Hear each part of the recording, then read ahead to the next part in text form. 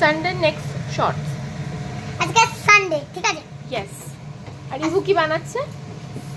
রাবড়ি। হ্যাঁ, সত্যি কথাই, রাবড়িটা কিন্তু ইভুই বানাচ্ছে। আমি দুধটা ঢেলে দিয়েছি, ও কন্টিনিউয়াস নাড়িয়ে যাচ্ছে।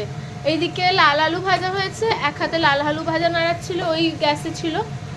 আরেকজন দেখো লাল আলু ভাজা হয়ে গেছে, ভাত দিয়ে খাওয়ার জন্য অপেক্ষা করছে না, তুলে তুলে খেয়ে নিচ্ছে। ভাতে খাওয়ার সঙ্গে কি পাবে জানি না। এইদিকে হচ্ছে পেঁয়াজ কলি ভাজা। সানডেতে আমাদের ভেজ খাবার খুব কমই হয়, বাট আজকে হচ্ছে। আজকে আমরা শখে ভেজ খাচ্ছি, কারণ এই ভাজা ভুজির এই আইটেমগুলো তো অফিসের দিনে হয় না। গরম গরম এগুলো খেতে, মানে গরম ছাড়া খেতে ভালো লাগবে না, সেই জন্য আজকে শখ করে সানডেতে ভেজ খাওয়া, গরম গরম খাবার খাওয়ার জন্য। আর এইদিকে ইভু মোটামুটি রাবড়ি করেই ফেলেছে, একটু বেশি শুকিয়ে ফেলেছে নাড়াতে নাড়াতে। যাই হোক, এখানে হচ্ছে পেঁয়াজ কলি ভাজা। এরপরে আজকে স্পেশাল রেসিপি, সেটা হচ্ছে এই যে ইভুর বিটার গোট। ইভুকে আজকে এটা খাওয়ানো হবে, দেখা যাক ইভুর এক্সপ্রেশন কি বেরোয়। হয়েছে রাবড়ি হয়েছে?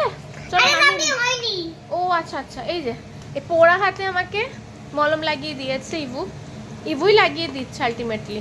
পাবেল খুব কম লাগাতে পারছে, ইভুকে এই দায়িত্বটা দেওয়া হয়েছে। ও নিজে থেকে দায়িত্ব নিয়েছে, বলেছে যখন যখন দরকার আমি ওষুধ লাগিয়ে দেব। আমার হাতে ওই মলম লাগিয়ে দিচ্ছে।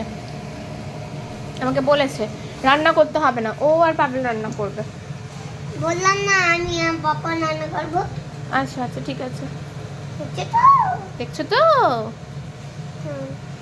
রান্না করতে শিখে গেল। রান্না করতে শিখে গেল, দেখো। আচ্ছা, রাবড়ি কে কে খাবে বানানোর পর?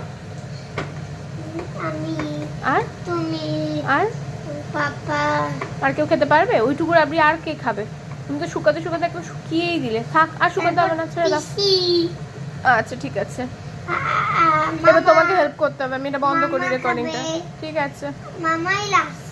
আচ্ছা মামি না, আচ্ছা ঠিক আছে।